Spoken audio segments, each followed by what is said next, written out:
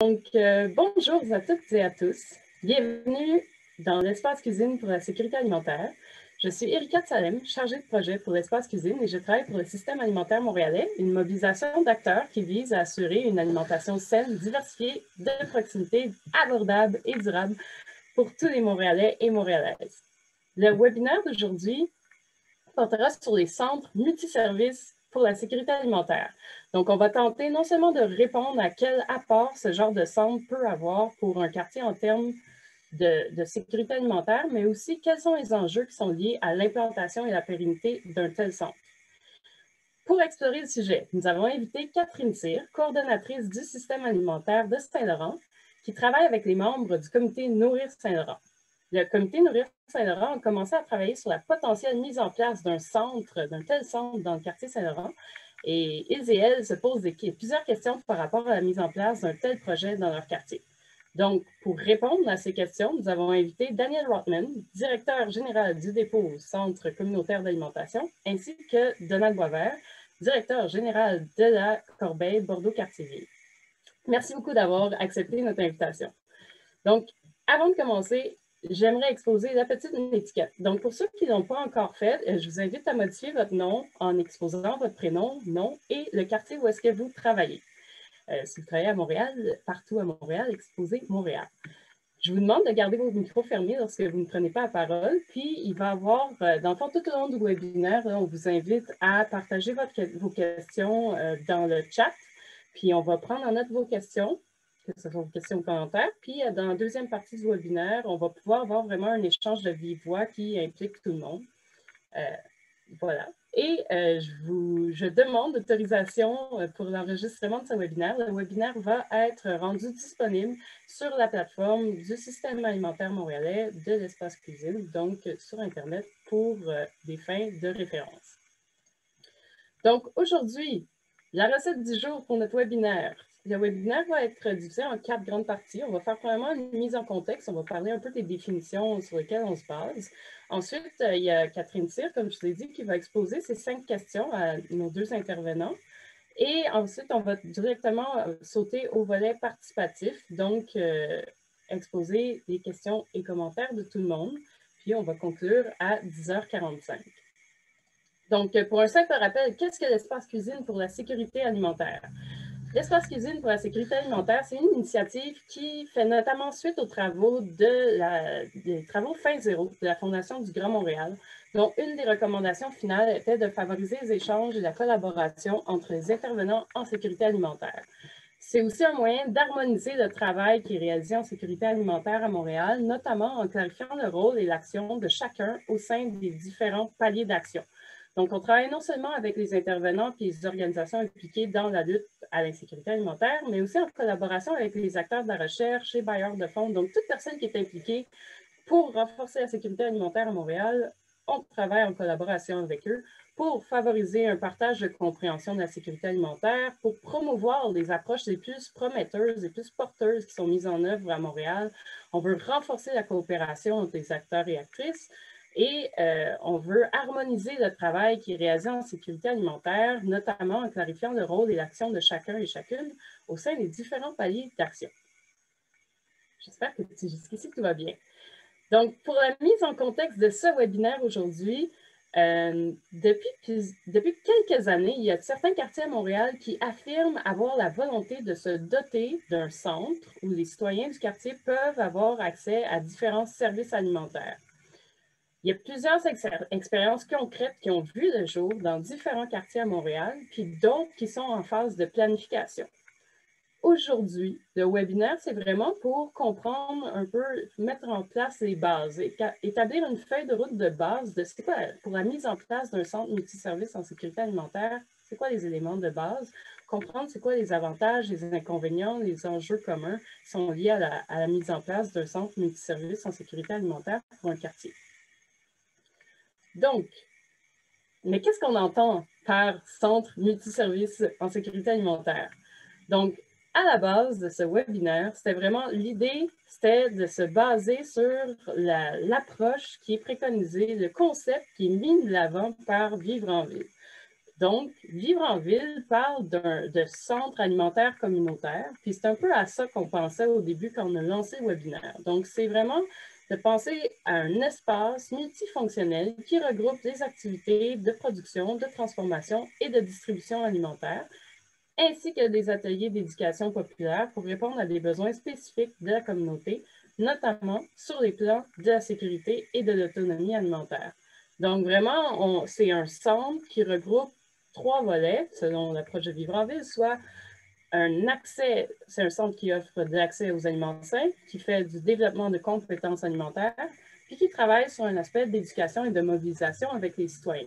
Mais il y a vraiment différents modèles qui existent. Il n'y a pas juste une façon de faire, il y a vraiment différents types de centres comme ça, centres alimentaires communautaires ou centres multiservices alimentaires. Excuse-moi, est-ce que tu es capable de mettre la présentation en plein écran? Je peux faire ça. Merci. Est-ce que comme ça, c'est mieux? Ça ne sera pas bien long? Voilà. C'est préférable comme ça. Je voulais prendre des notes en même temps, mais j'abdique qu'on va y aller comme ça. Donc, aujourd'hui, justement, on a 2 expériences montréalaises qui vont être exposées, mises de l'avant pour un peu comprendre, pour tenter de répondre aux questions de Catherine. Puis on va explorer en premier, j'aimerais ça, pour commencer, si Daniel, du dépôt Centre communautaire d'alimentation, si vous pouviez nous exposer un peu, c'est quoi les fonctions puis les services très rapidement, là, en 1 minute, les différentes fonctions et services qu'on retrouve au sein du dépôt. Bonjour, merci Erika. Je suis Daniel Rotman, le directeur du dépôt. On est le premier centre communautaire d'alimentation certifié par Community Food Centers Canada au Québec. Ça a été en 2018 qu'on a eu cette certification. Le dépôt, pendant ses 35 ans d'existence, pour la majorité de ces années, était une banque alimentaire très traditionnelle. Et depuis 7 ans, a commencé une évolution pour pouvoir offrir plusieurs volets de programmation. Maintenant, on a 20 programmes en sécurité alimentaire sur 3 volets. Et tous nos programmes sont basés autour de la saine alimentation ainsi que la santé mentale et physique de notre communauté. Super. Merci, Daniel. Et du côté de la corbeille, on a M. Donald Boisvert. Donald, est-ce que ce serait possible de nous parler un peu rapidement là, des différents services et les fonctions de la corbeille? Bonjour, donc oui, Donald de la Corbeille Bordeaux-Cartierville. Donc, la Corbeille, oui, c'est un organisme en sécurité alimentaire qui existe depuis maintenant 1987. Donc, oui, il y a un côté volet épicerie communautaire. Donc, on supporte au point de vue sécurité alimentaire à peu près 750 familles.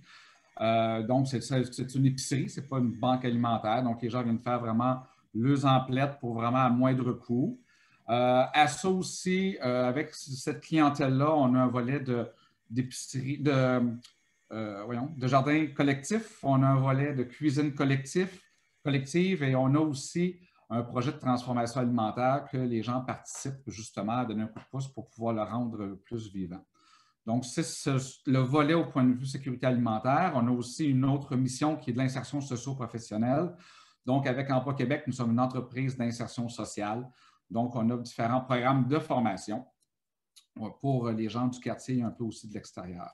Du côté du volet communautaire, nous avons aussi évidemment tout le volet atelier en temps de non-pandémie, là, où on fait quand même des ateliers, on fait avec les clients du magasin, on fait quand même des soupers communautaires avec les familles inscrites auprès du magasin.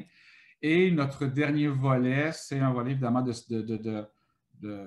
d'économie sociale. Donc, on a un service traiteur, on a aussi la maryse, qui sont des plats congelés, cuisinés, livrés à domicile, et on fait aussi des repas pour les écoles, pour les enfants. Donc, voilà ce qui est les différents services que nous avons.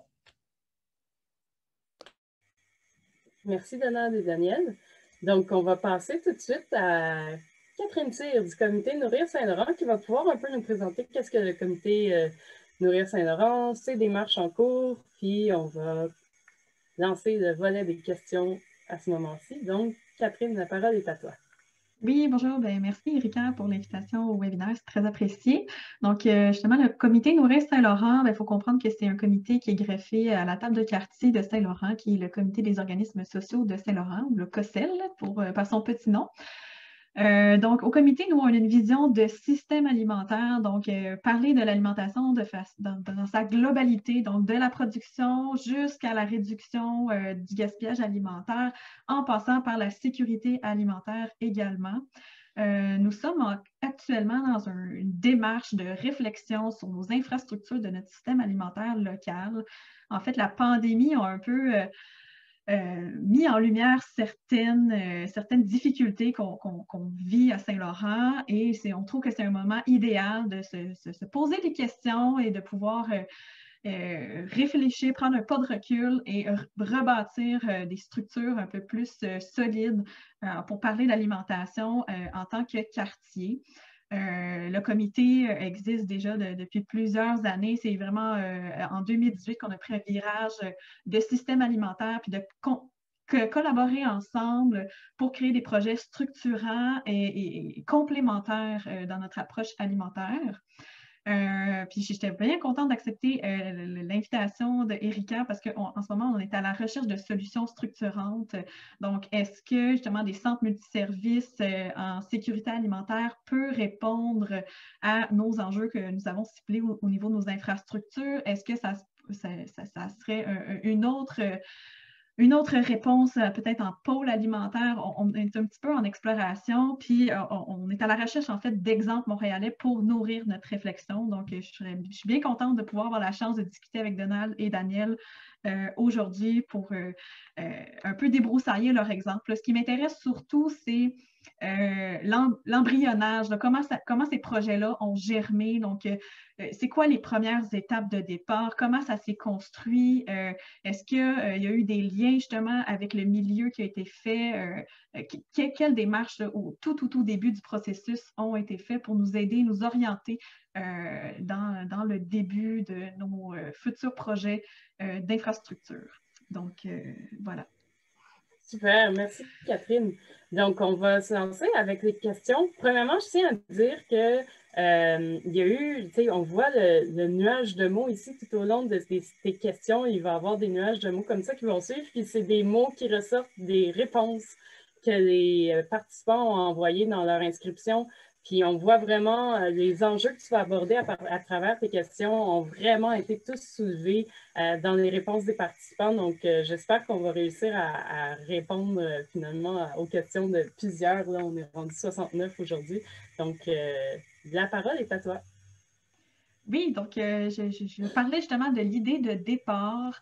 Donc, nous, au comité, on travaille de façon en concertation. Donc, moi, je me questionnais, Donald, Daniel, est-ce que votre démarche a émergé de l'initiative d'un seul organisme, de votre organisme, ou c'était issu d'une concertation de quartier? Je peux commencer. L'idée initiale de devenir un centre communautaire d'alimentation venait du dépôt, de l'équipe de dépôt. Les membres de l'équipe voulaient faire plus que le dépannage alimentaire et ils ont été inspirés par un modèle à Toronto qui était le STOP.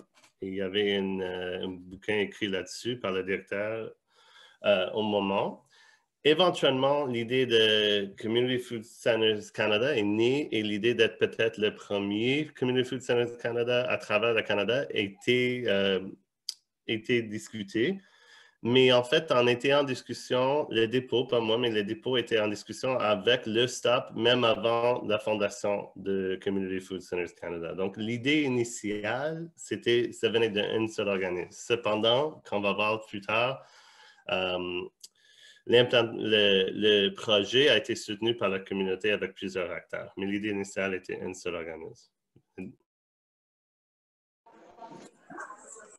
Pour nous, ce qui est de la Corbeille, au début des années 80, ce sont les Sœurs de la Providence qui s'occupaient du volet, si on veut, sécurité alimentaire. Ce sont les Sœurs qui remettaient des paniers alimentaires aux familles défavorisées du quartier.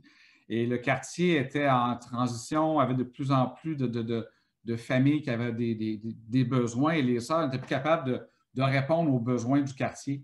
Donc, d'où l'idée avec les sœurs, les organisateurs communautaires du quartier, le SUS qui était à l'époque autre, là. Ça a certainement changé. Les gens du quartier qui ont décidé de créer une organisation.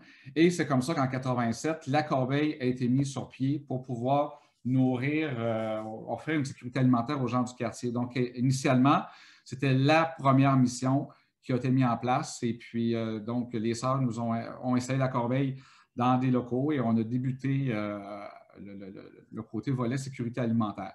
Donc, c'est vraiment issu d'un besoin que les sœurs n'étaient plus capables de répondre aux besoins. Puis, le quartier se disait qu'il y avait un besoin énorme de pouvoir aider une population. Donc, c'était, oui, un mélange de concertation à l'époque, mais on s'entend qu'en 87, le volet communautaire dans les quartiers était au balbutiement, si on veut.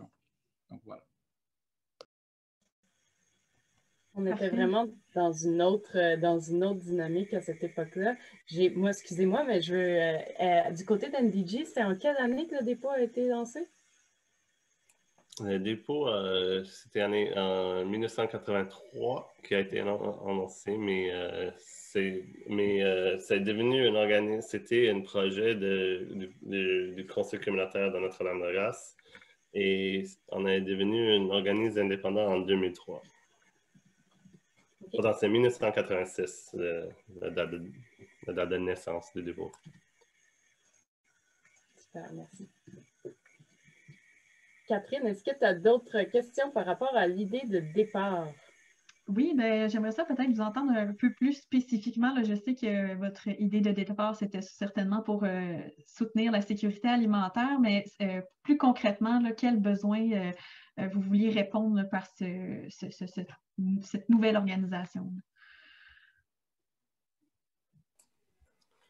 Bien, pour nous, l'idée du dépannage alimentaire, c'était une solution qui ne s'adressait pas aux causes de la problème de l'insécurité alimentaire. Et l'idée, c'était d'aller plus loin que des besoins principaux immédiats et d'aller travailler sur des enjeux un peu plus à long terme. Donc, c'était un besoin qui a été identifié par toutes les parties prenantes du dépôt, non seulement l'équipe et le CA et les bailleurs de fonds comme Centraide, mais aussi via plusieurs instances dans le quartier et nos participants. On a fait beaucoup de consultations sur ce développement et sur ce volet tout au long de notre évolution et on continue à la faire. Mais c'est vraiment l'idée, c'était vraiment, à l'époque, c'était l'idée d'aller, de travailler sur des enjeux un peu plus structurants.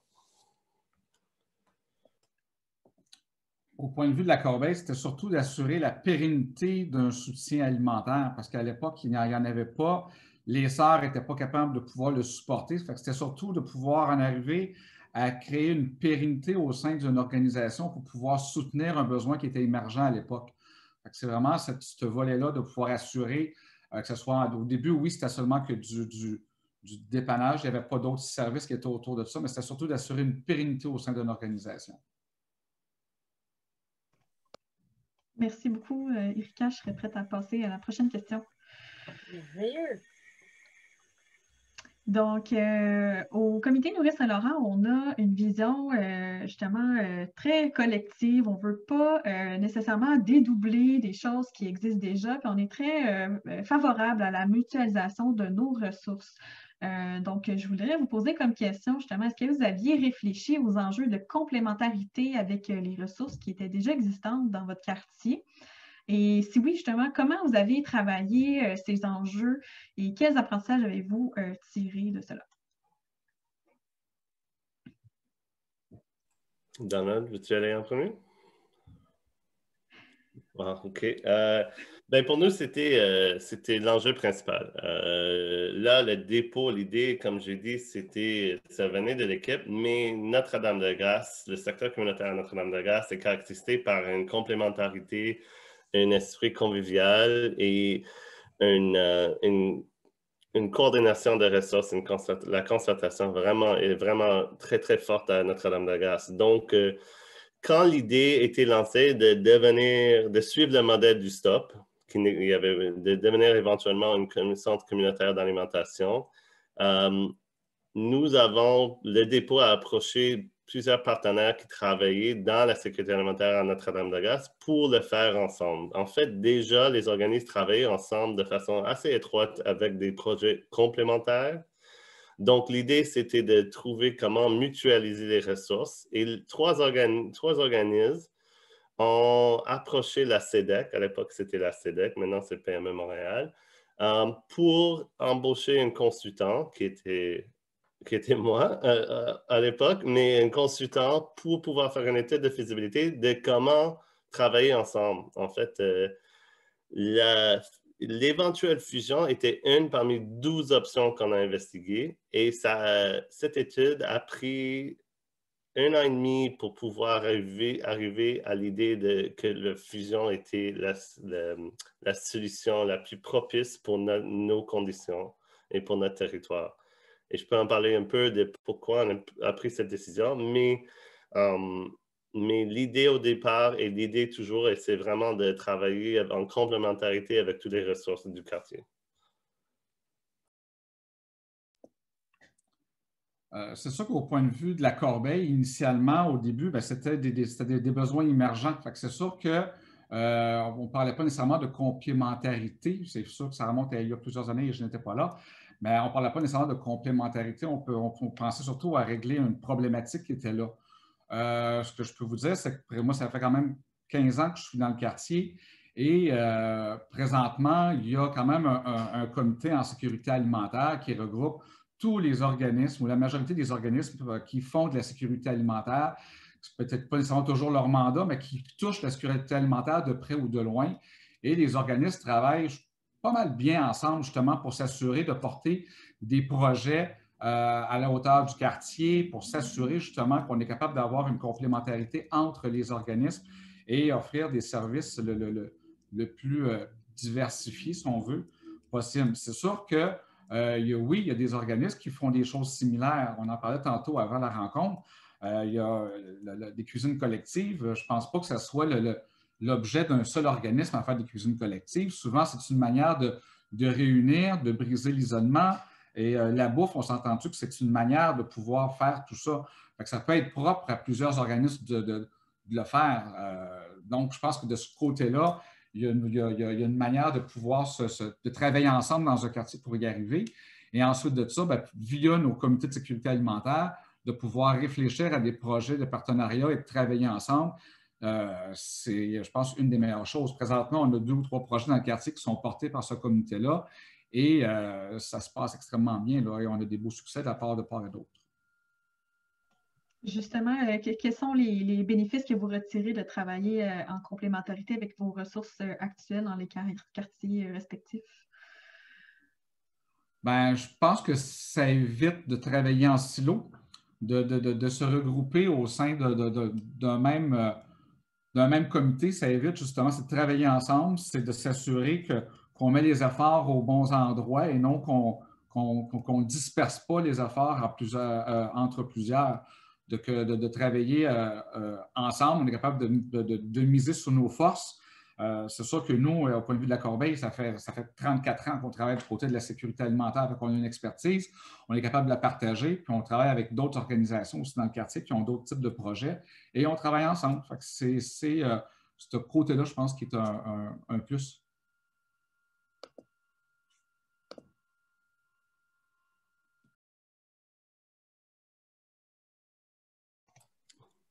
Je suis d'accord avec Donald, oui, c'est certain. L'idée des silos, l'idée de la concurrence entre les organismes communautaires, c'est contre-productif et en fait, on est ici pour répondre aux besoins d'une population, de notre quartier et c'est important qu'on ait toujours la perspective de qu'est-ce qui sera la meilleure solution pour les personnes dont on a la mission de desservir. Merci beaucoup. Donc, Erika, je passerai à la prochaine question. Merci. Donc, on serait plus à l'étape justement de la mise en œuvre du projet. Donc, comment ça s'est déroulé dans votre cas? Là, je comprends que c'était du côté de Donald, c'était un projet plutôt d'initiative unique. Daniel, c'est plus un regroupement, une fusion d'organismes. Comment ça s'est articulé? Quelles ont été les premières étapes? Vous en avez parlé un petit peu, mais j'aimerais ça savoir qui vous ont accompagné un petit peu dans cette démarche-là. Puis vraiment, ça a été quoi les premières étapes? Ben pour nous, l'étude de faisabilité, pour justement avoir des questions de vision, de complémentarité, de comment travailler ensemble, ça c'était très important. Il y avait, comme j'ai dit, ça a pris beaucoup de temps avec non seulement les deux équipes ou les trois équipes, mais aussi les membres du CA, les membres de l'organisme, les participants. Il y avait beaucoup de sessions pour visionner, pour rêver de qu'est-ce que ça pourrait être de travailler ensemble. La décision de se fusionner a eu des conséquences assez importantes sur la complexité de qu'est-ce qu'on voulait faire. Donc, premièrement, c'était, d'après ma récollection, c'était la première fois qu'il y avait 3 organismes ou même 2 organismes de Centraide, soutenus par Centraide, qui ont fusionné. Donc, il fallait approcher Centraide et il y avait une grande ouverture de ça à notre projet. En fait, ils étaient très, très contents de l'idée. Ils étaient très supporters de l'idée. Il y avait aussi la question légale de comment transformer 3 organismes en une seule. Et ça, on a eu la chance d'avoir des avocats pro bono à l'époque, mais c'est quand même, ça reste quand même compliqué dans le secteur communautaire de s'amalgamer.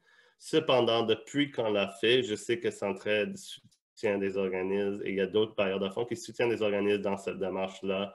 Et aussi, nous pouvons aider avec nos apprentissages, mais une fois que la décision a été prise de se fusionner, ça a pris encore une autre année, 1 an et demi pour pouvoir que ce soit officiel.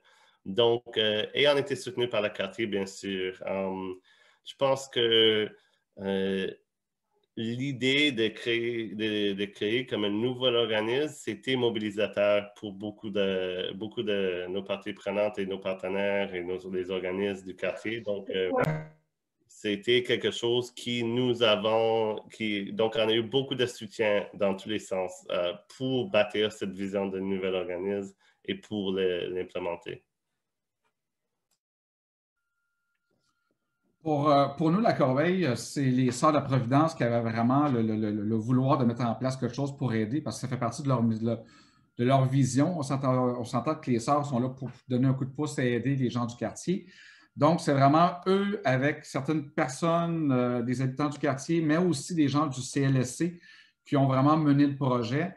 Et les Sœurs, se voulant mettre quelque chose à bien, ont vraiment contribué tant au point de vue financièrement que au point de vue support là, pendant des années et sont toujours des bienfaitrices de l'organisation. C'est sûr que ça a créé une manière de pouvoir partir qui était beaucoup plus sécuritaire, si on peut dire, parce qu'ils étaient là, ils ont mis les bases au point de vue humain, au point de vue financier. Donc, ça a donné quand même un gros coup de pouce à l'organisme.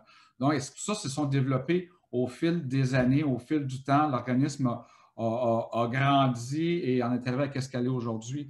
Mais c'est vraiment à la base les sœurs qui ont pu manager ça avec les gens les organisateurs communautaires du quartier et certaines personnes du quartier qui voulaient mettre en place quelque chose. Merci. Et quel conseil vous donneriez justement à un quartier qui souhaiterait mettre en œuvre une démarche de la sorte? Concrètement, à quoi on doit s'attarder ou quel obstacle on doit prévoir peut-être? Ben, pour nous, on a choisi la solution de fusion, mais je ne dirais pas que c'est la solution pour tout le monde. Par contre, je pense que c'est très important la démarche qu'on a suivie et ça a pris du temps pour trouver la bonne démarche, mais je pense que c'est très important, peu importe la solution finale, c'est de visionner sur la possibilité et de s'aligner sur l'idée de qu'est-ce qui serait le mieux, la plus facile, qui aurait le plus d'impact pour les participants de cette nouvelle vision. Et une fois qu'on peut mettre nos égos à côté, les historiques des organismes à côté, les conflits entre les membres des CA d'un organisme à l'autre, les réticences des membres d'équipe et qu'on peut s'aligner sur une vision commune, là, on peut trouver la meilleure solution. Et ça prend du temps. Donc, là, je pense que même juste de prendre, comme un deuil, quand on parle avec une fusion, de perdre votre identité, Action communautaire, par exemple, un des organismes avec lesquels on a fusionné, était un leader dans l'agriculture urbaine à Montréal depuis 15 ans.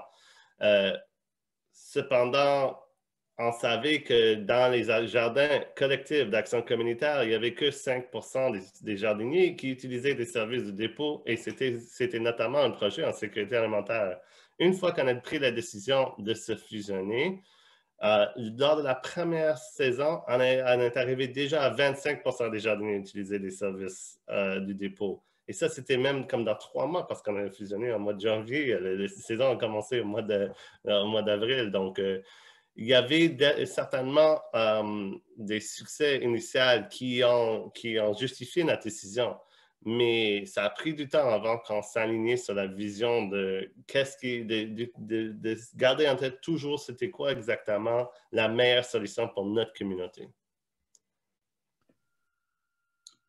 Daniel a tout dit, mais effectivement, je pense que c'est le côté concertation, de le voir pour le bien commun et non juste pour son organisation. Il faut s'assurer de le voir pour la population, pour les gens qu'on dessert et le voir le plus global possible.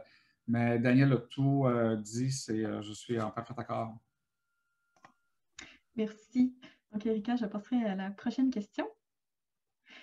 Donc, cette question-ci, je vais passer peut-être un peu plus de temps parce que pour nous à Saint-Laurent et j'imagine dans d'autres quartiers, c'est vraiment le nerf de la guerre actuellement. On a fait un portrait sur l'état de nos infrastructures du système alimentaire et c'est assez troublant et inquiétant, surtout très inquiétant, de voir à quel point nos infrastructures à Saint-Laurent sont dans un état précaire. Il y a plusieurs organismes qui, dans la prochaine année, vont perdre leurs locaux pour plusieurs raisons, parce que le bail est à échéance ou parce que l'état des lieux n'est plus suffisamment adapté à leurs besoins ou n'est plus même sécuritaire.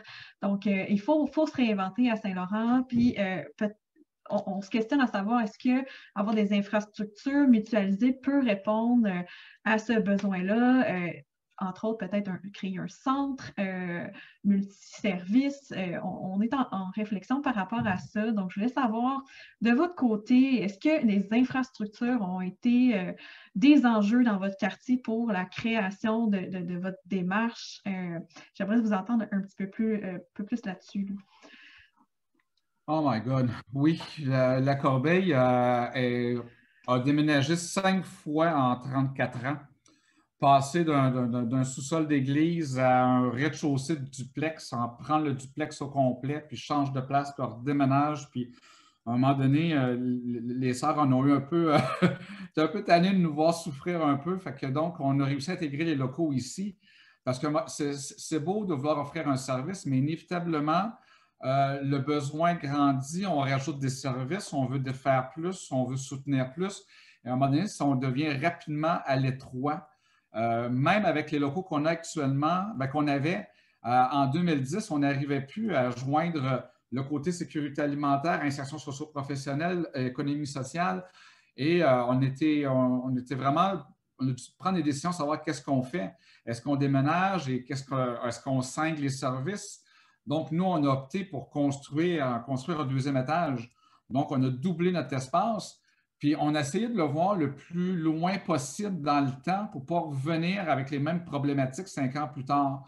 On a fini la construction en 2012 et puis je vous dirais qu'on n'a pas encore atteint le côté utile de nos locaux parce qu'on y a réfléchi, puis on a voulu faire oui, c'est grand, mais à un moment donné, ce n'est pas si grand que ça.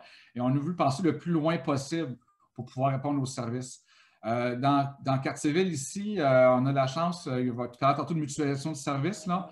Il y a un centre communautaire qui est en train de se mettre en place. Encore là, c'est issu des Sœurs de la Providence. C'est une ancienne maison mère des Sœurs de la Providence que l'arrondissement a acheté. Et à l'intérieur, il va y avoir un centre communautaire avec plein de services qui vont être mutualisés. Là, je sais qu'il y a des gens qui nous écoutent qui sont de mon quartier. Là, et donc, il va y avoir une cuisine qui va pouvoir être partagée, entre autres. Il y a vraiment quelque chose d'intéressant. Et il y a un côté mutualisation qui est pour moi hyper important parce que je pense que les organismes on ne doit pas tout avoir notre belle grosse cuisine alors qu'elle est sous-exploitée. D'avoir un outil comme ça qui peut répondre à un plus grand nombre d'organisations, je pense que ça va être quelque chose qui va être vraiment, mais vraiment bien au point de vue du quartier et des organismes qui sont en place présentement. Au point de vue de la Corbeille, oui, l'enjeu d'espace l'a été. Et je parlais avec une collègue qui va joindre là-bas l'autre jour et je lui disais justement, c'est une des choses qu'ils doivent réfléchir, surtout de s'assurer, en intégrant leur centre, qu'ils puissent penser, mais pas juste aux prochaines années, mais qu'ils puissent être à l'aise pour plusieurs années. Parce qu'on peut vite fait être passé au travers puis être vraiment en manque d'espace rapidement. Là. Oui, je suis tout à fait d'accord avec Donald. Le projet du dépôt, l'idée d'élargir les projets, c'était aussi issu d'une situation d'infrastructure. On a été expulsé de nos locaux et ça a amené l'idée de peut-être de développer une solution à long terme, une solution d'infrastructure, d'avoir un site permanent. Et donc ça a commencé en fait, toutes les discussions de pouvoir peut-être explorer d'où on veut s'en aller comme organisme et de peut-être aller vers un centre communautaire d'alimentation. Malgré toutes ces planifications, on cherche toujours un site permanent. On a été expulsé encore il y a 3-4 ans. On a été en discussion avec l'arrondissement pour nous donner un terrain pour faire un centre communautaire avec plusieurs partenaires locaux des quartiers qui cherchent toujours Notre-Dame-de-Grâce.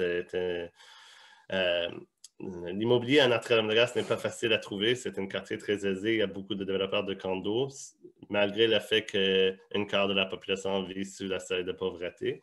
Donc, on a déposé 5 offres d'achat dans les 6 dernières années et on a été en concurrence avec les développeurs de condos pour chacune de ces offres. Donc, ça reste l'enjeu principal pour notre organisme et pour notre quartier, c'est certain.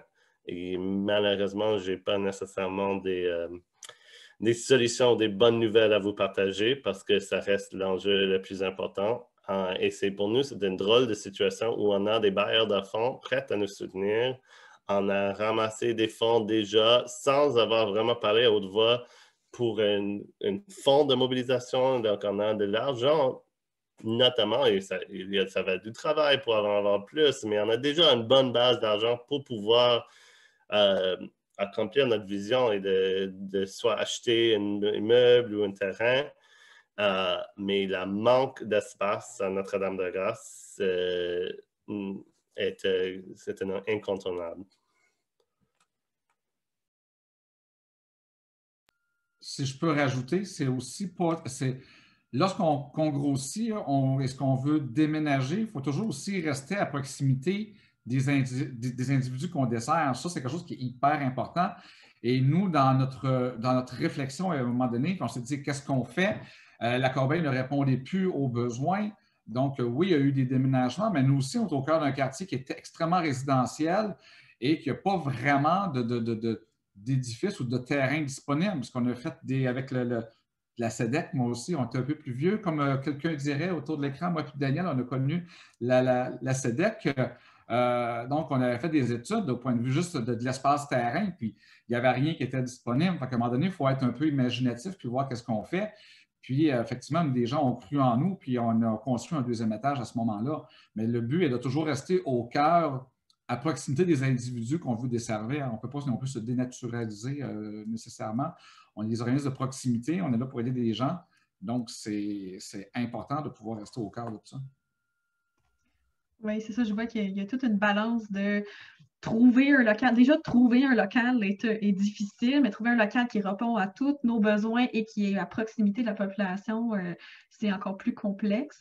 Est-ce que vous avez fait des démarches plus politiques justement pour trouver des locaux adaptés à vos besoins? Puis si oui, comment vous avez procédé?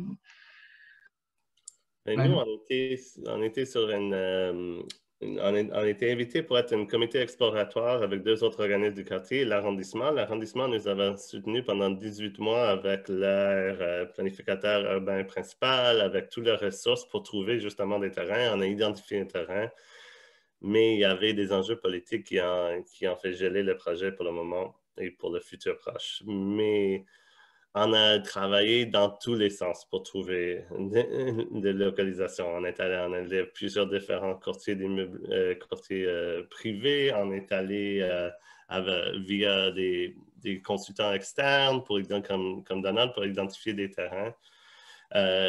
C'est un enjeu je pense que la côté politique est très important parce que dans nos quartiers, il reste très peu d'espace commercial. On a la chance de pouvoir avoir le zonage communautaire qui nous permet d'aller sur plusieurs différents sites, mais on est souvent en concurrence avec les développeurs de condos où il y a des espaces trop petits. Donc, je pense que c'est la responsabilité des municipalités de travailler avec les organismes pour pouvoir identifier des terrains vacants. Et je pense que le futur, c'est de construire des centres communautaires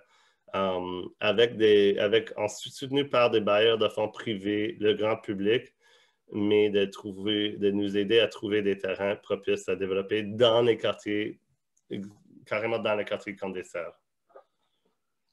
Nous, ici, on est propriétaires de nos locaux. C'est sûr qu'à partir de ce moment-là, on avait une réflexion à faire. Qu'est-ce qu'on voulait faire aussi? C'est sûr que c'était facilitant d'investir pour pouvoir prendre l'espace au point de vue de l'interne, au point de vue de nos locaux eux-mêmes. Ça, c'était quand même facilitant pour prendre cette décision-là. On n'avait pas une démarche à faire, bien que la démarche de relocalisation, on l'a vite tassée parce que c'était comme presque pas impossible. C'était presque impossible pour nous autres à cause de la proximité de la population. Mais oui, il y a un côté politique qui est important. Puis nous, on a eu la chance d'avoir un support énorme au point de vue de l'arrondissement et de différents paliers de gouvernement pour nous aider à réaliser ce projet-là. Donc, oui, le politique est important, puis nous ont soutenus beaucoup, beaucoup. Là.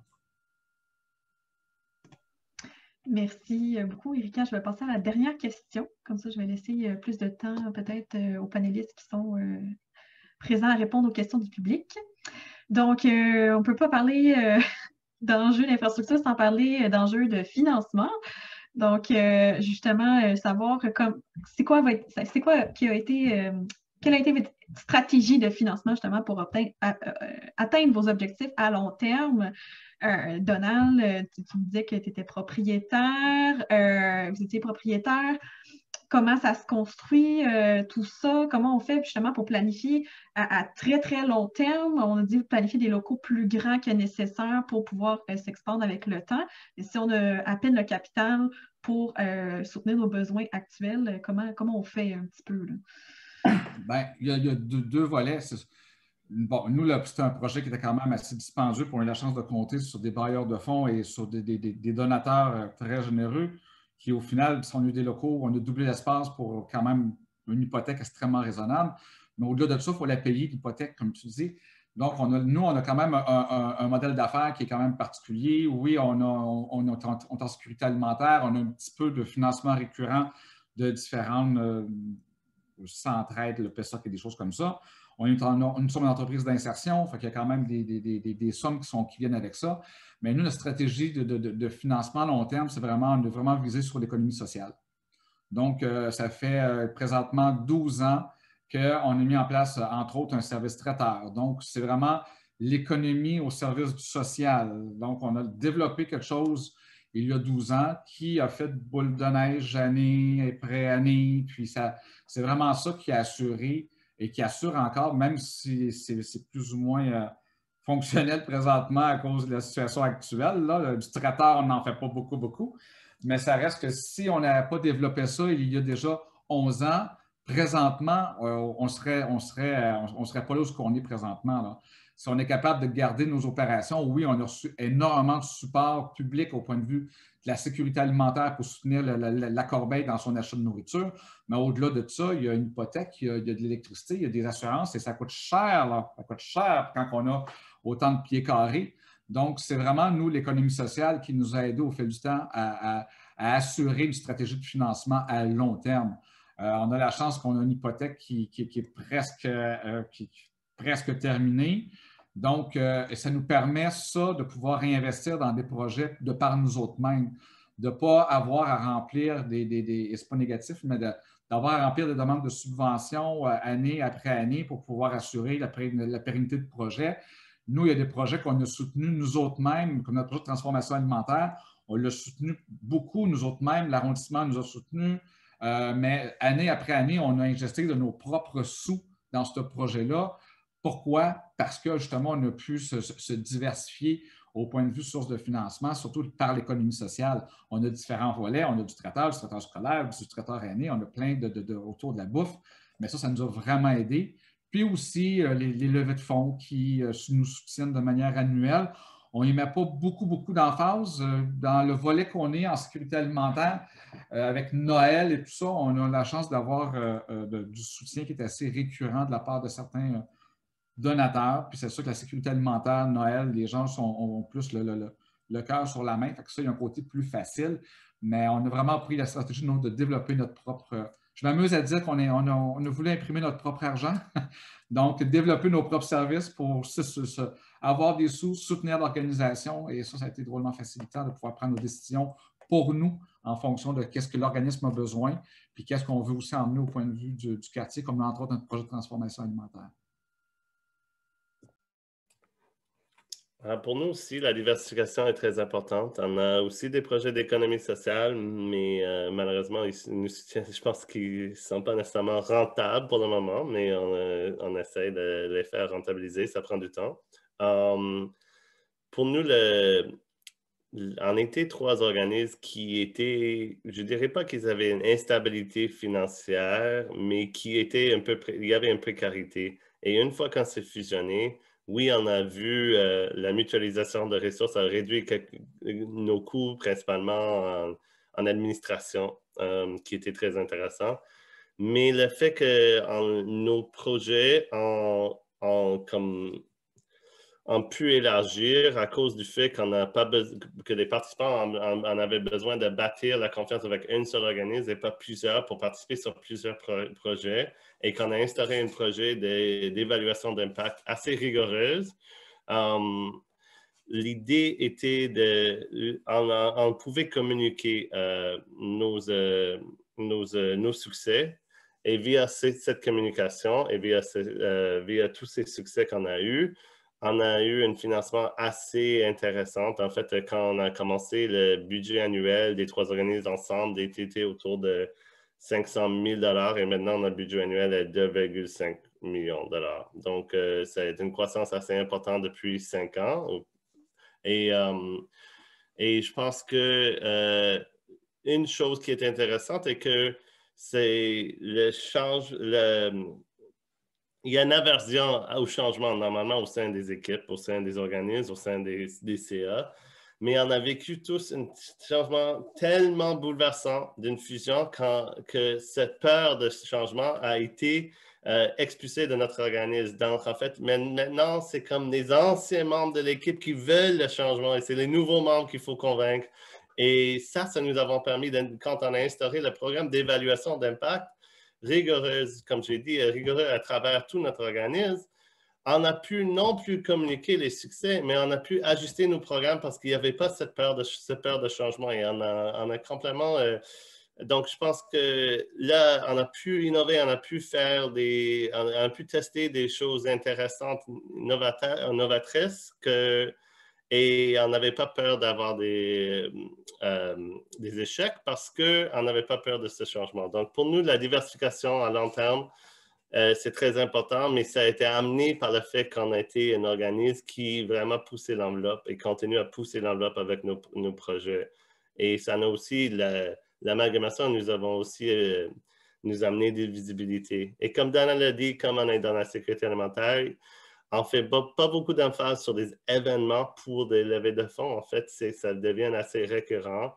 C'est plutôt pour nous, notre stratégie, c'est de trouver des barrières de fonds assez importants pour des montants récurrents intéressants. Parce que, comme on sait tous sur cet appel ici, c'est pas le fun d'aller chercher 5 000 $ ou 500 000 $, c'est quasiment le même montant de travail. Et de faire à tous les ans, ça devient...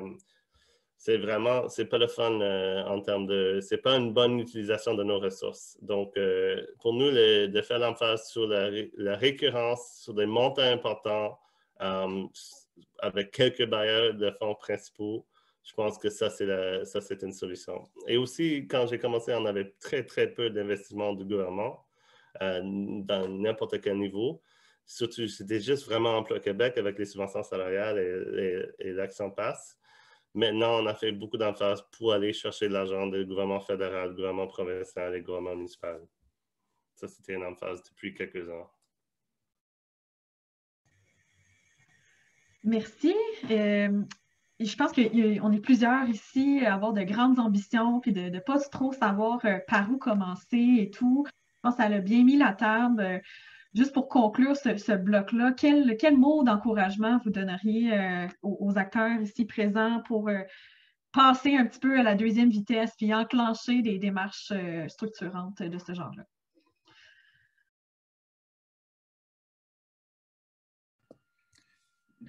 Concertation, de se parler, de se mettre d'accord sur et surtout de mettre peut-être de côté, comme disait tantôt Daniel, un peu les problématiques qui peuvent entretenir entre organisations. C'est surtout d'y aller pour on veut quelque chose, on veut soutenir un quartier, fait que d'y aller de manière avec de l'ouverture. Ouais, tiens, ouverture. Et moi, je suis complètement d'accord. C'est un travail de concertation. Il faut s'assurer que tous les acteurs autour de la table, même s'ils ne sont pas impliqués directement dans le projet, le soutiennent et qu'ils sont consultés. Je pense que c'est très important aussi d'aller d'avance avec une consultation de vos participants, de s'assurer que les solutions proposées qui viennent souvent de l'équipe ou du CA ne sont pas nécessairement priorisées plus que les solutions qui viennent des participants, des personnes à qui on dessert. Et je dis aussi que je vous encourage de rêver, de visionner, parce que ça prend du temps au début, mais une fois que ça commence à rouler, ça roule et ça va vite. C'est beaucoup, beaucoup de travail, mais c'est comme vous allez avoir des petits succès initiaux et ça va vous encourager l'équipe et c'est comme une boule de neige et je pense que tout est possible, à part la construction de nouveaux bâtiments. Tout est possible. Je vous remercie beaucoup pour cette discussion super riche. Je repasse la parole à Erika pour animer la seconde partie. Oui, ben, je vais arrêter le partage d'écran parce que ça a été super animé. Puis effectivement, on a eu quelques questions, surtout des commentaires pendant que vous parliez. Je pense qu'il y a vraiment un accord là, avec ce qui a été dit, notamment par rapport, comme vous avez soulevé les questions d'accès aux locaux, du côté de Verdun, on a dit que c'est pareil, c'est un problème important, c'est les organisations font face notamment à la gentrification, donc il y a des problèmes d'accès à des locaux. En Anjou, il y a des problèmes d'espace. À Pierrefonds-Roxboro, ils ont leurs propres locaux, mais les besoins augmentent. Donc, ils vont essayer d'agrandir leurs locaux actuels parce que même leur local principal a pris feu en décembre 2019. Donc, c'est vraiment, j'ai l'impression que ce que vous avez soulevé vient vraiment mettre de l'avant des problématiques ou des forces, des fois des faiblesses, mais des éléments d'enjeu qui sont vraiment vécus dans les différents quartiers. Il reste quand même quelques minutes, puis on veut vraiment favoriser l'échange. On sait que vous êtes plusieurs à être présents, puis si vous avez des questions, il pourrait y avoir des commentaires puis dire oui, ceci se passe dans notre quartier, mais je ne sais pas si vous avez des questions, des problématiques qui n'ont pas été abordées tant que ça dans les questions du comité Nourrir apportées par Catherine. Je ne sais pas s'il y en a qui voudraient lever la main, prendre la parole. exposé. Oui, j'aime ça, les gens qui lèvent la main, puis je vois Charles Fillon du Centre Saint-Pierre qui lève la main et je vous donne simplement la parole. Prenez le micro. Merci beaucoup. C'est vraiment très utile, cette activité-là ce matin. La question que j'ai, c'est au niveau de la quatrième qui portait sur les infrastructures du quartier. Au niveau du quartier Centre-Sud, là où se situe le Centre Saint-Pierre, on caresse l'idée de mettre sur pied un projet de transformation d'un bâtiment qui est voisin du Centre Saint-Pierre, de près de 35 000 pieds carrés, auquel, au sous-sol, on trouverait une offre, dans le fond, en matière de sécurité alimentaire. On est donc en consultation actuellement avec les tables de quartier pour voir quel est le besoin du quartier sur la question de la mutualisation, etc. Et l'idée de dresser le portrait des infrastructures en termes de sécurité alimentaire dans le quartier a été nommée, puis c'est un projet qui réfléchit depuis quelques années à travers les gens qui travaillent en sécurité alimentaire dans le Centre-Sud. Et je me demandais s'il existait des outils assez bien structurés pour identifier ces besoins-là ou une méthodologie pour identifier ces besoins en matière d'infrastructure. Voilà, c'est ma question.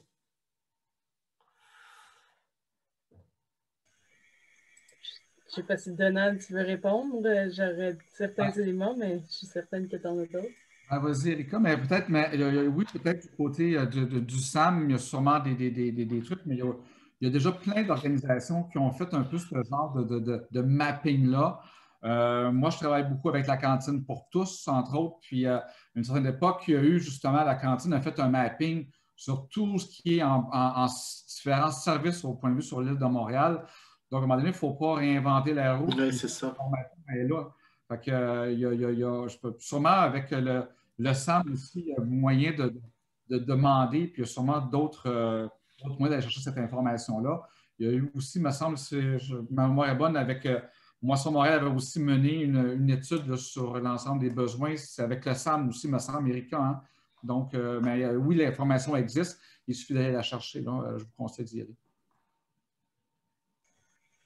Oui, donc ça dépend toujours de quoi on parle. Est-ce qu'on parle des infrastructures existantes dans le quartier, donc vraiment un mapping des ressources du quartier en termes de cuisine, qu'est-ce qui est accessible pour la mutualisation dans le quartier, ou est-ce qu'on pense à des espaces, des locaux qui pourraient être loués? Puis il y a différents types de mapping qui sont existants présentement.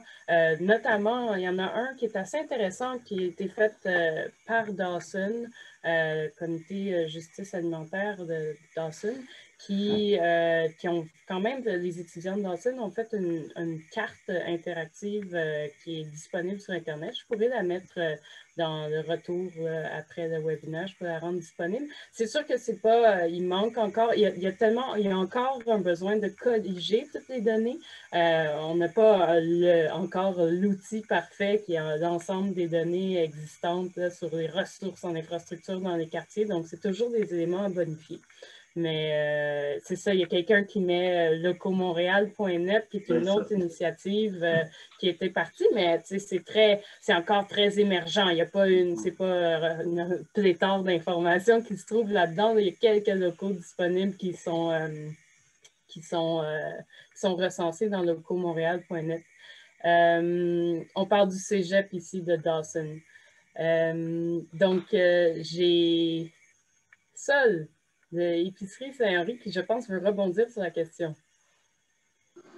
Oui, ben, en fait, je voulais juste mentionner, je pense que la collaboration entre les projets existants est un facteur vraiment important pour réussir à mettre en place un centre de l'autonomie alimentaire, une ressource en alimentation, Food Hub. Mais nous, on a constaté aussi que la création de nos PNL, donc l'épicentre, c'est une ressource en alimentation qui vient d'être créée. On commence cette semaine avec notre épicerie en ligne. On a une banque alimentaire et éventuellement, on va avoir des cuisines collectives, transformation de la bouffe, puis un espace de socialisation, tout ça. Mais on est au plein milieu de ouvrir pour de vrai. Puis ce qu'on a remarqué, c'est aussi le fait qu'on existe, qu'il y a un centre qui peut focaliser toutes les actions des autres partenaires autour de l'autonomie alimentaire. Ça permet en fait à de nouvelles projets de naître, comme par exemple, on projette de mettre en marché des légumes de qualité bio vraiment pas chers cet été, en collaboration avec un organisme en agriculture urbaine. On a un programme de collaboration avec les commerçants locaux et un autre organisme communautaire pour travailler sur la réduction du gaspillage alimentaire. Donc, le fait de créer un organisme, ça donne lieu à l'effervescence de plein d'autres projets concertés qui ont vraiment mobilisé la communauté autour du projet. C'est vraiment un aspect excitant. Ça aide à pérenniser l'organisme. Puis à répondre à une diversité de demandes autour de l'alimentation, une diversité de besoins. Super, merci beaucoup. Donc, oui, on continue à parler de Locaux Montréal dans le chat. C'est une ressource que vous pouvez voir qui probablement va prendre de l'expansion avec le temps. Il y a quelqu'un qui, au début, puis pardonnez-moi, je ramène la question qui a été posée au début du webinaire. On revient sur la question de la COVID. La COVID a vraiment renforcé, disons, poussé encore plus loin les besoins en termes d'espace à cause des protocoles sanitaires à respecter. La problématique d'espace est encore plus difficile présentement en 2021 pour répondre aux besoins puis à mener les activités correctement en fonction des protocoles sanitaires à respecter. Donc, il y a quelqu'un qui demande, avez-vous continué vos cuisines collectives en pandémie et si oui, dans quelle capacité?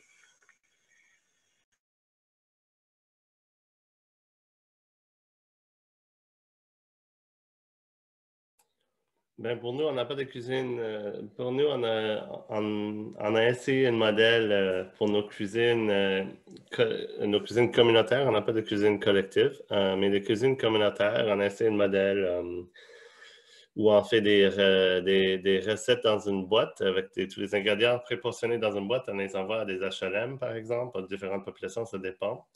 Et on utilise Zoom plutôt comme appel conférence. Donc, les personnes âgées dans les HLM, il n'y a aucune pour le moment qui utilise la fonction vidéo, mais ils appellent et on utilise la recette qu'on a donnée avec les ingrédients comme contexte pour pouvoir s'engager, s'échanger. Ça commence la discussion et en fait, c'est un soutien qui marche plus ou moins bien. Pour nos populations comme nos activités parascolaires, boîte à lunch, par exemple, qu'on offre dans plusieurs quartiers, on a utilisé des interactions sur Zoom, des ateliers virtuels interactifs, mais ça dépend vraiment de la population cible. Et pour nous, on a utilisé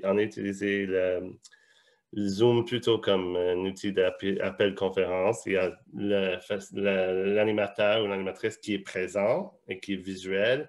Et on utilise les boîtes avec les recettes et le repas lui-même comme prétexte pour commencer la discussion. Mais c'est clair que tout ce qui est engagement personne à personne social, c'est difficile dans ce contexte. C'est pareil chez nous. Évidemment, les cuisines collectives ont été mis en arrêt et on est présentement sur des boîtes à la Good Food, si on veut, là, à la Good Corbeil, qu'on commence là, au cours du prochain mois. Là. Donc, c'est similaire. Il y avait Lucie Caillouette qui avait levé la main. Je sais que vous avez baissé la main, peut-être que... Mais vous aviez une idée en tête. Bien, dans le fond, c'est ça, c'est un gros défi pour les cuisines collectives depuis bientôt 1 an.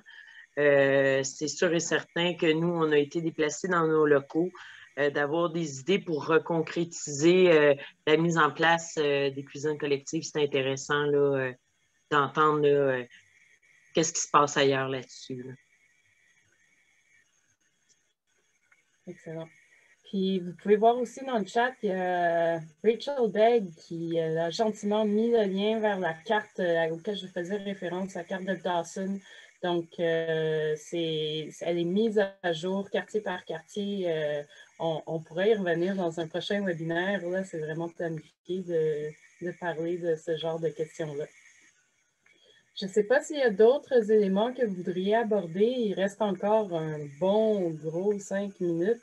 Donc, il y a tellement d'éléments qui ont été mis avant. Puis là, on a 68 personnes présentes. Je serais curieuse de savoir, j'ai goût d'aborder la question, puis j'y vais des fois comme ça.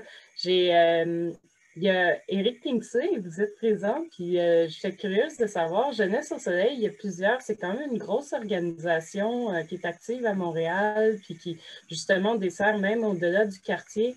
Puis je me demandais, vous, est-ce que, tu sais, de votre côté, est-ce que l'accès à des locaux est une problématique? Est-ce que vous travaillez, faites de la concertation avec, au niveau du quartier avec les autres organisations qui œuvrent en sécurité alimentaire? Est-ce qu'il y a des collaborations particulières? Est-ce qu'il y a une évolution dans votre quartier à ce niveau-là? Ben, écoute, c'est une super bonne question. Je ne sais pas si tout le monde est au courant. Jeunesse au Soleil, qui a longtemps travaillé sur le plateau Mont-Royal, a récemment déménagé. On a perdu nos locaux, effectivement. On était hébergés dans une école qu'on était en instance, on était en train de l'acheter, le local, quand on les a perdus. Le CSDM a nécessité de plus d'écoles, fait qu'ils ont repris le locaux, je pense en 2018. Fait que là, on a déménagé pas loin, mais on n'est pas dans notre quartier, le plateau. On est sur le frontière de Parkex avec Rosemont de Petite-Patrie. Fait que oui, on a intégré la table de travail dans la sécurité alimentaire de Parkex. Puis on a l'ambition de le faire aussi pour Villeray. Parce que justement, on est dans des locaux qu'on loue présentement, puis on va continuer à louer pour les prochaines années. Mais on a aussi un projet d'achat de bâtisses. On a acheté une autre bâtisse pour installer la banque alimentaire, mais tous les autres services de Jeunesse au Soleil. Jeunesse au Soleil, effectivement, on a 2 jardins. On a des cuisines collectives aussi. Mais à part de la livraison à domicile qu'on fait avec la nourriture, il y a tout une volet sport et loisirs pour des jeunes qui comprennent des équipes sportives de basketball, de football. Bref, on travaille sur un nouveau centre qui va être construit toujours dans le quartier Parkex, mais vraiment sur la limite de Villeray, dans ce quartier-là. Fait que oui, c'est ça, on est en pleine transition entre cette idée-là. Je ne sais pas si ça répond à la question. Si vous avez d'autres questions pour moi. Non, c'est tout. Je suis juste curieuse parce que je sais que ça avait quand même bougé dans les dernières années. Donc ça bouge beaucoup. C'est ça. Puis en plus, avec la COVID, puis c'est vraiment la crise qu'on a vécue puis qu'on vit encore présentement. Je sais que justement, vous dites que vous êtes près de Villeray, puis du côté de Villeray, il y a cette problématique-là d'accès à des locaux. On cherche à se doter d'un centre vraiment multiservice. Donc, puis là, je ne sais pas s'il y a quelqu'un de Villeray qui est là qui pourrait nous en parler, mais il y a vraiment cette volonté-là de développer, d'avoir accès à un local. Puis je serais curieuse de savoir si finalement ils ont intégré leur nouveau local. Je pense que oui. S'il y a quelqu'un de Villeray présent, je vous invite à nous faire part de ce qu'il en est. Peut-être pas. Donc, je sais que c'était vraiment une grosse problématique là, dans les derniers mois que la maison de quartier Villeray essayait d'intégrer un niveau local, puis que, bref, j'étais curieuse de savoir ce qu'il en était à ce niveau-là. Mais bref.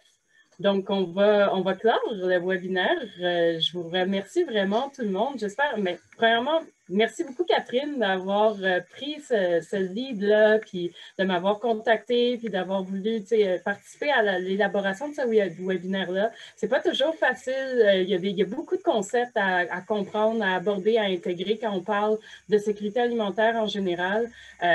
Puis c'est à ça que ça sert l'espace cuisine, vraiment, c'est de se rassembler puis essayer d'un peu de démystifier c'est quoi les enjeux, les concepts. Donc, ça prend des fois il y a des rebondissements qui sont des petits défis à passer.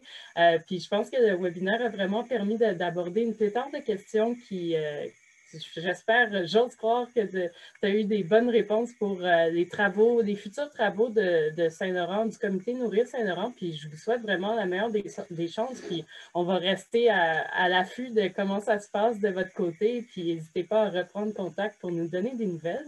Du côté de l'espace cuisine, on va continuer à mener une série de webinaires comme ça à peu près une fois par mois. Le prochain webinaire, justement, va porter sur les pôles logistiques alimentaires. Donc, c'est un peu la continuité de ce qu'on a abordé aujourd'hui, de façon un peu plus approfondie sur le volet. Vraiment, c'est un peu différent quand on parle de pôles logistiques. Il y a des éléments qu'on va justement aller démystifier avec la chaire de recherche sur la transition qui a développé, qui ont produit une recherche sur la question des pôles logistiques alimentaires. On va avoir nos collègues de Récolte qui mènent le projet des SALIM, des systèmes alimentaires locaux et intégrés. Donc, ils vont présenter les projets qu'il y a présentement au niveau de Montréal en commun, le SALIM, qu'est-ce que c'est? On va explorer la question des pôles logistiques alimentaires, puis on va essayer justement de voir qui à Montréal est actif là-dedans, où est-ce que ça se passe, où est-ce qu'il y a des pôles qui sont en train d'être développés ou qui existent déjà, c'est quoi les projets qui s'en viennent, puis qu'est-ce que vous voulez faire, vous, dans votre quartier? Est-ce que c'est quelque chose que vous voulez développer?